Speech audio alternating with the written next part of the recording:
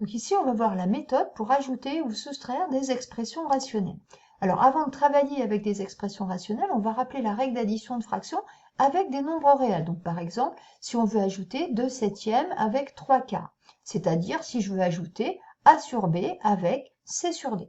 Donc, sur l'exemple, on peut se rappeler comment on fait, puisqu'on a deux fractions qui ont un dénominateur différent, il faut trouver un dénominateur commun, et là, le dénominateur commun, eh bien, ce sera le produit des deux. 7 fois 4, 28.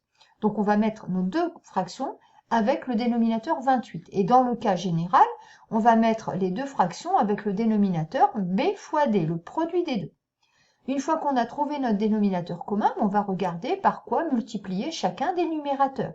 Donc, pour le premier quotient, on avait 7 en dénominateur, on veut 28, on a multiplié par 4. Donc, on va multiplier 2 par 4, ce qui fera 8. Et dans le cas général, on avait B, on veut B fois D, donc on va multiplier par D, ce qui va faire A fois D. Pour le deuxième quotient, on avait 4 en dénominateur, on veut 28, on a multiplié par 7, donc on va multiplier aussi 3 par 7, ce qui va faire 21. Et dans le cas général, on avait D au deuxième quotient, on veut B fois D, on a multiplié par B, donc on multiplie aussi le numérateur C par B.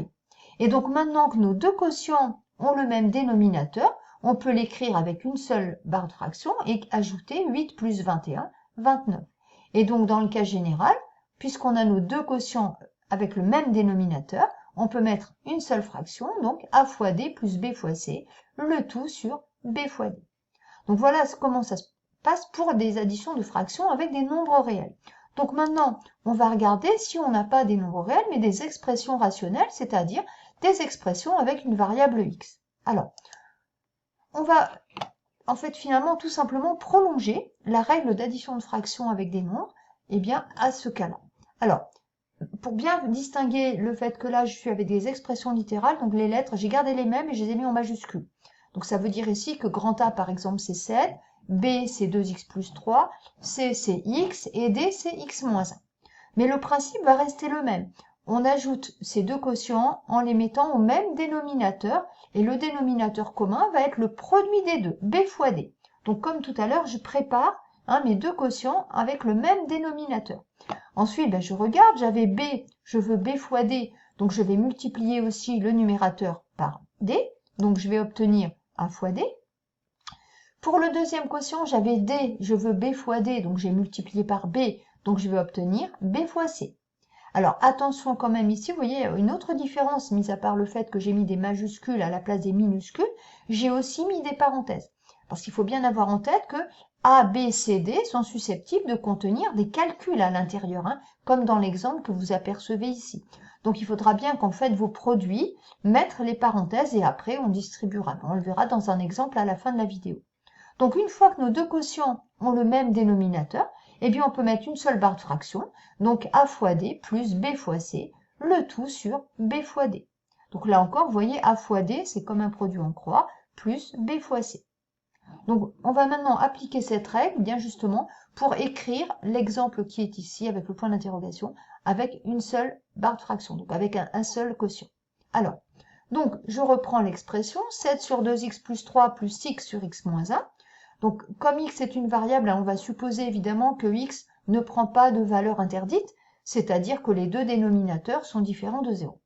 Donc, la question, c'est d'écrire v sous la forme d'un quotient, c'est-à-dire donc avec une seule barre de fraction. Donc, on a ici deux quotients qui ont des dénominateurs différents. Pour les ajouter, il faut trouver un dénominateur commun.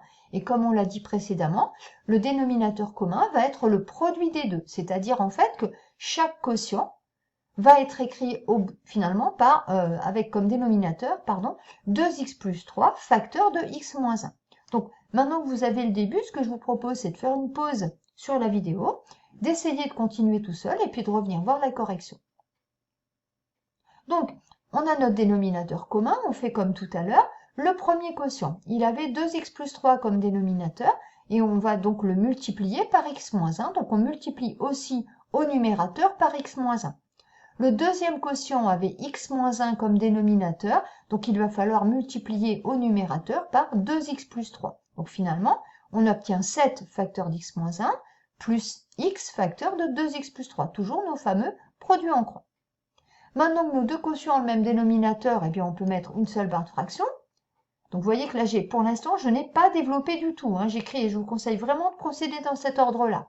Donc, j'ai réécrit mes deux numérateurs et un seul quotient. Maintenant, je vais développer le numérateur pour pouvoir le réduire, mais je ne touche pas au dénominateur. Donc, je développe mon numérateur avec la distributivité, 7 fois x qui font 7x, moins 7 fois 1, donc moins 7, x fois 2x qui fait 2x au carré, et x fois 3 qui fait 3x. Ensuite, on va réduire, on peut rassembler 7x avec 3x, et puis on va ordonner. Donc, on va trouver 2x carré, 7x plus 3x qui vont faire 10x, et moins 7. Donc, sur 2x plus 3, facteur d'x moins 1. On a bien écrit v sous la forme d'un seul quotient. On a bien réduit notre numérateur. On a terminé. Et donc, là, il y a quelque chose qui va vous plaire, j'imagine, c'est-à-dire qu'on ne développe jamais le dénominateur. Alors, pourquoi on ne le développe jamais? Parce que si vous regardez bien, on a obtenu un dénominateur sous forme factorisée.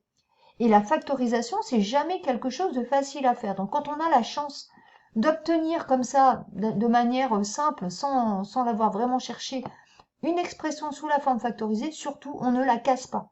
Vous la gardez précieusement comme un trésor. Si un jour on avait besoin de développer, on serait toujours à même de le faire. Mais a priori, on ne développe jamais un dénominateur. Le numérateur, par contre, on le développe, on le réduit toujours le plus possible.